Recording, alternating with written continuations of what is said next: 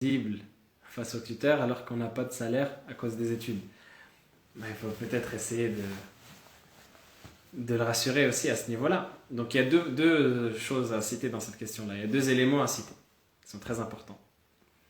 Le premier élément, c'est que effectivement, il faut faciliter le mariage. Il faut faciliter le mariage, il faut le faciliter pour que la personne se préserve notamment de l'interdit.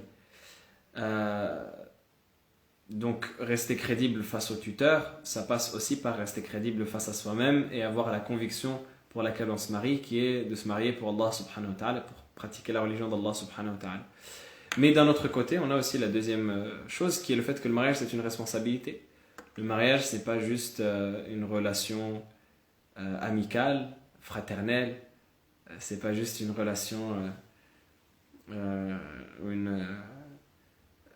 c'est pas juste une connaissance, c'est pas juste aussi une relation comme les gens qui ont une relation dans l'interdit, les gens qui sortent ensemble ou les gens qui ont des rapports ensemble et qui s'oublient dès le lendemain ou alors ils se séparent et ils s'abandonnent.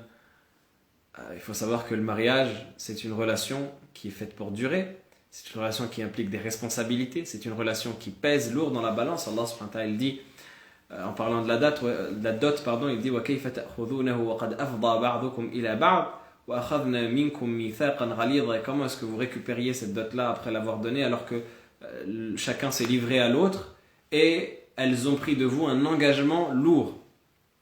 En parlant du mariage, c'est-à-dire les femmes ont pris envers leur mari un engagement lourd. Ça, c'est très important de le mentionner. Ça vous montre que Allah subhanahu wa ta'ala considère le mariage comme étant un engagement extrêmement lourd. Donc il faut aussi ne pas mépriser l'importance du mariage. Il faut savoir que le mariage, ça va impliquer des obligations, notamment des obligations financières.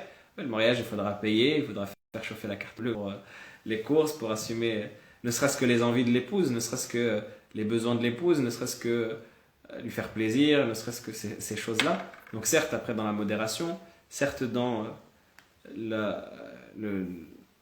juste milieu, mais ça reste un impératif du mariage auquel il faut penser. Donc Allah subhanahu wa ta'ala nous le rappelle, ce n'est pas pour rien. La personne a une responsabilité financière vis-à-vis du mariage, donc elle doit être capable d'assumer avec son épouse ce dont elle a besoin et ce qu'elle veut ou ce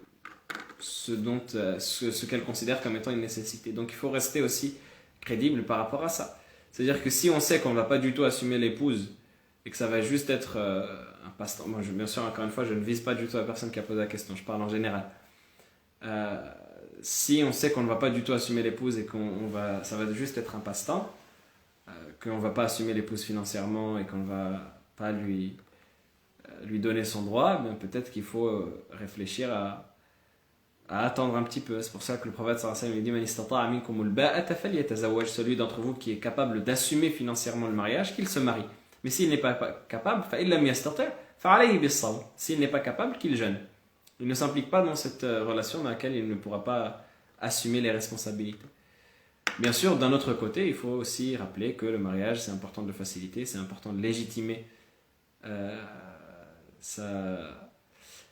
sa relation et d'être dans le licite. Donc évidemment il y a toute cette dimension qui est extrêmement importante de faciliter le mariage pour éviter la fornication, etc.